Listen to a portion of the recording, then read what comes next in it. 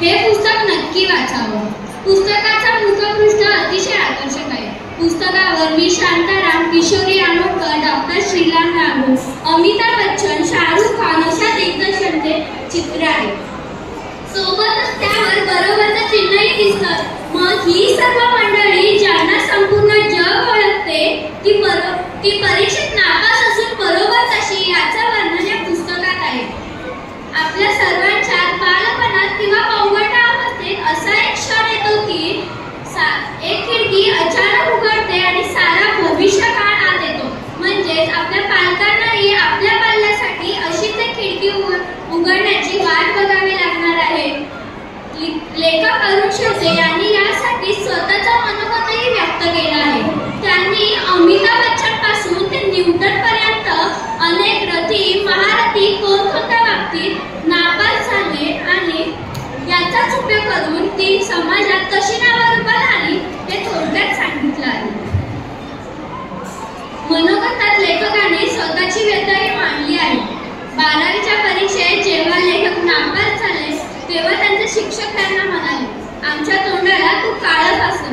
लेखकांच्या मते त्यांना लागलेली ही सर्वात मोठी ठेच होती. पण त्यांच्या आईने त्या काळात त्यांना समजून घेतले आणि ज्या गोष्टीत त्यांना रस होता त्या गोष्टी ते पुढे आले. शिक्षणातून आपण ज्ञान मिळवतो आणि आपल्याला जगाची व्याप्ती कळते, पण जगण्यातून आपल्याला व्यवहार कळतो आणि आपल्याला जगण्याचे भान येते. फक्त शिक्षण पूर्ण झालं म्हणजे मूल मोठं होतं तर असं नाही. त्याने आपल्या आयुष्यातील जगण्याचा आनंद शोधला पाहिजे, तरच तो जगज्जेता होऊ शकतो. हे या पुस्तकातून जाणवतं. निराशेचे क्षण अवतीभोवती हिंडत असतात, अंधारात पावले अडखळतात. निराशेचे क्षण अवतीभोवती हिंडत असतात, अंधारात पावले अडखळतात. त्यातून बाहेर पडण्यासाठी नापास मुलांचे प्रगती पुस्तक वाचा. तुम्हाला नवी दिशा मिळेल, जगण्यासाठी बळ लाभेल. तुम्हाला नवी दिशा मिळेल, जगण्यासाठी बळ लाभेल.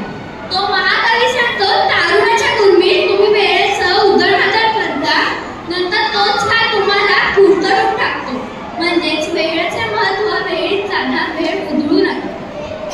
तुम्ही आम्ही ठरवलेले स्वप्न पूर्ण करण्यासाठी मी जाता जाता एक कविता सादर करतो. जे अशक्य आहे ते स्वप्न पाहायचं आहे मला. जे अशक्य आहे ते स्वप्न पाहायचंय मला.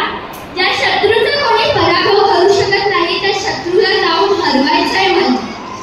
ज्या ठिकाणी धाडसी माणसं जाण्याचं धाडस करत नाही त्या ठिकाणी जाऊन मला धावायचंय. माझे हात थकलेत, माझे पाय थकलेत, माझे बाहू थकलेत, तरी मला समोर एव्हरेस्ट दिसतोय. त्या एव्हरेस्टच्या दिशेने मला धावायचंय. तो स्टार मला गाठायचा आहे, सत्यासाठी झगडायचं आहे, मला संघर्ष करायचा आहे. त्यासाठी माझी नरकात जायची सुद्धा तयारी आहे, पण त्याला कारण मात्र स्वर्गीय असलं पाहिजे. धन्यवाद. धन्वी मॅडम, हा तुम्ही छुपा रुस्तुम शोधून काढलेला आहे. खूप छान, खूप खूप कौतुक करा. खूप छान तऱ्हेने तिने नापास मुलांचं पुस्तक याबद्दल सांगितलेलं आहे. आपल्या लायब्ररीमध्ये ते पुस्तक आहे. आता तिने सांगितलं तसं ज्या व्यक्ती नापास झाला असा शिक्का त्यांच्या डोक्यावरती बसलेला होता त्या व्यक्तीने आपलं व्यक्तिमत्व